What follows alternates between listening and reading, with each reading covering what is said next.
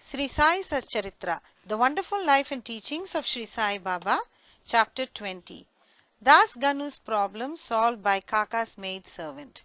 In this chapter, Hemant Pant describes how Das Ganu's problem was solved by Kaka Sahib Dikshit's maid servant. Preliminary.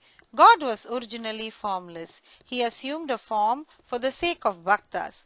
With the help of Maya, he played the part of an actor in the big drama of the universe. Let us remember and visualize Sri Sai. Let us go to Shirdi and see carefully the program after the noon Arati. After the Arati ceremony was over, Sai used to come out of the masjid and standing on its edge distribute Udi to the devotees with very kind, gracious and loving looks. The bhaktas also got up with equal fervor, clasped his feet and had the bliss of Udi. Baba passed handfuls of Udi into the palms of the devotees and marked their foreheads with Udi with his own hands. The love he bore for them in his heart was boundless. Then he addressed the bhaktas. "O Bau, go home to take your lunch. You, Anna, go to your lodgings. You, Bapu, enjoy your meal." In this way, he accosted each and every devotee and sent them home. Even now, you can have the pleasure of these sights if you bring into play your imagination. Now, bringing Sai in our mental vision, let us meditate on him from his feet upwards to his face, prostrating before him humbly, lovingly and reverentially. Isha Upanishad. Das Ganu once started to write a Marathi commentary on the Isha Upanishad. Let us first give a brief idea of this Upanishad before proceeding further. It is called Mantropanishad, as it is embodied in the mantras of the Vedic Sanhita. It constitutes the last or the 40th chapter of the Vajasaneyi Sanhita or Yajurveda, and it is therefore called Vajanaseyi Sanhitopanishad.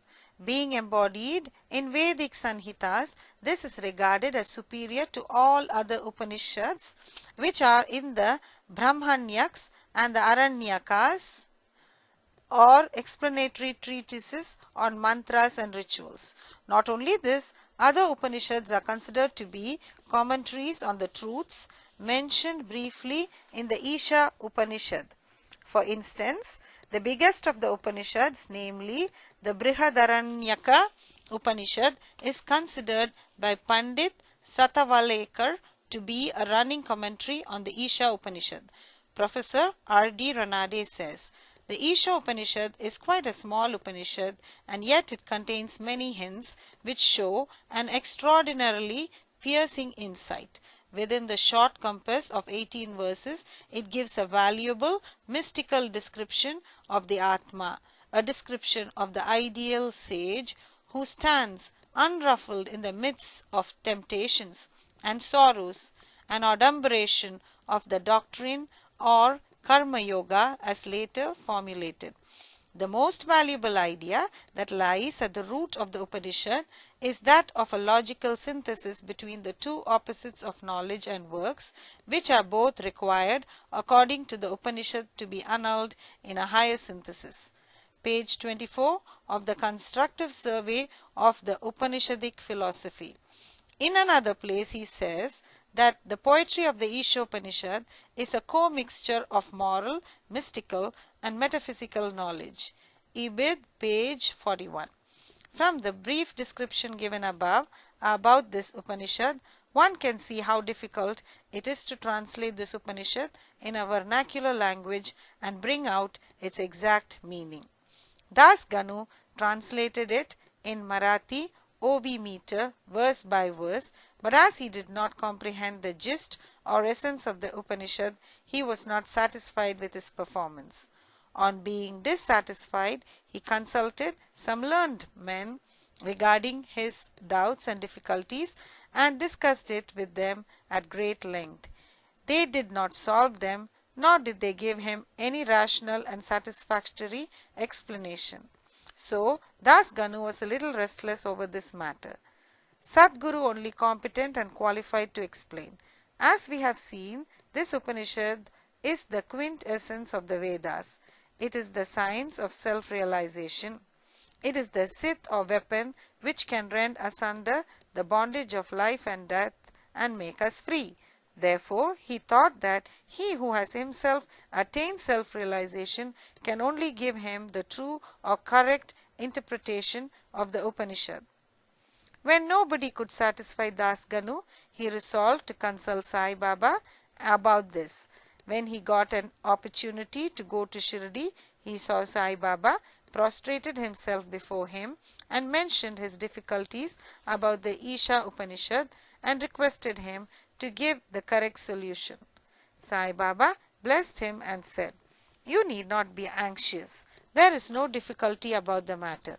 The maid servant of Kaka Sahib Dikshit, will solve your doubts at will parley on your way to home." The people who were present there and heard this thought that Baba was joking and said, "How could an illiterate maid servant solve the difficulties of this mystic nature?" But Das Ganu thought otherwise. He was sure that whatever Baba spoke must come true, as Baba's word was the decree of the Brahma or Almighty, Kaka's maid servant. Fully believing Baba's words, he left Shirdi and came to Vilparle, a suburb of Mumbai, and stayed with Kaka Sahib Dikshit.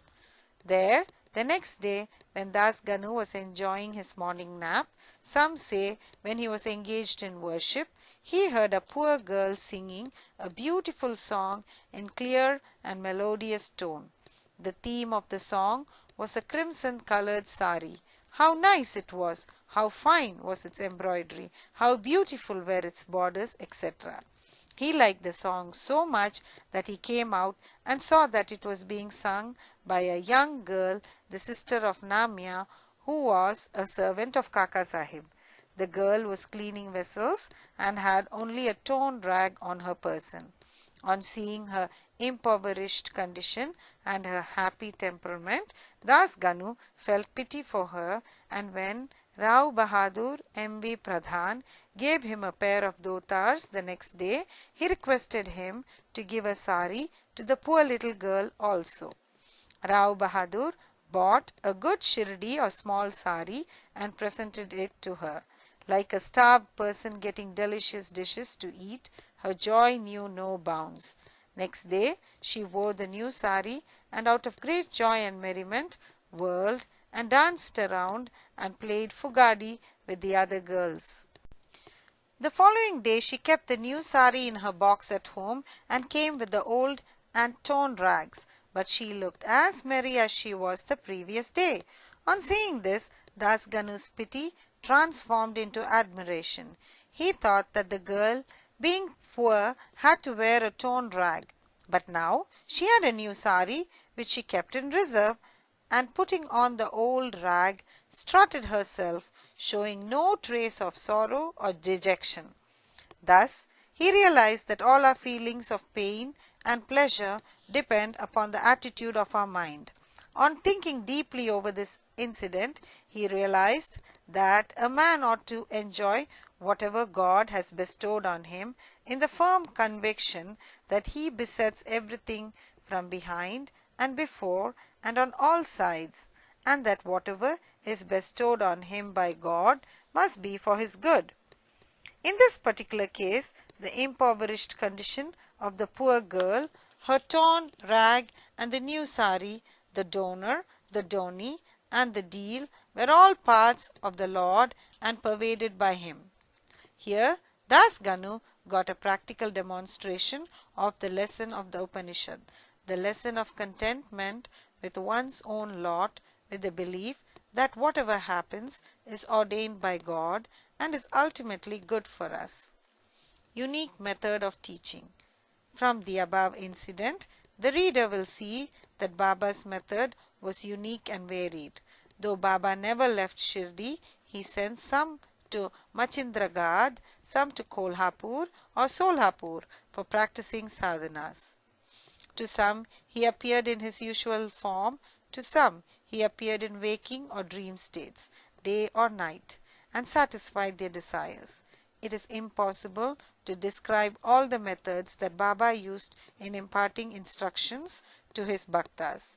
In this particular case, he sent Das Ganu to Vilparle, where he got his problem solved through the maid servant.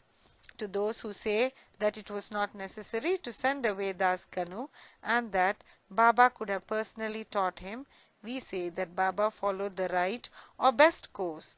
Or how else could Das Ganu learn a great lesson? Now we close the chapter with another beautiful extract about this Upanishad, the ethics of the Isha. One of the main features of the Isha Upanishad is the ethical advice it offers, and it is interesting to note that the ethics of the Upanishad are definitely based upon the metaphysical position given in it. The very opening words of the Upanishad tells us that God pervades everything.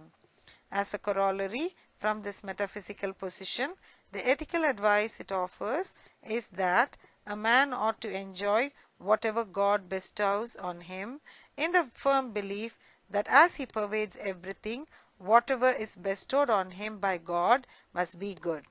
It follows naturally that the Upanishads should forbid us from coveting another man's property. In fact, we are fittingly taught here a lesson of contentment with one's own lot in the belief that whatever happens is divinely ordained and hence it is good for us. Another moral advice is that man must spend his lifetime always in doing action, specifically the karmas enjoined in the Shastras, with resignation to his will. Inactivity, according to this Upanishad, would be the canker of the soul. It is only when a man spends his lifetime in doing actions in this manner that he can hope to attain the ideal of Naishkarmya. Finally, the text goes on to say that a man who sees all beings in the self and sees the self as existing in all beings, in fact, for whom all beings and everything that exists have become the self, how can such a man suffer for infatuation? What ground would such a man have for grief? Loathfulness, infatuation, and grief verily proceed from our not being able to see the Atma in all things. But a man who realizes the oneness of all things, for whom everything has become the self, must ipso facto cease to be affected by the common foibles of humanity. Page 169-170 of the creative period of Messrs. Belwalkar and Ranade. Bow to Sri Sai, peace be to all.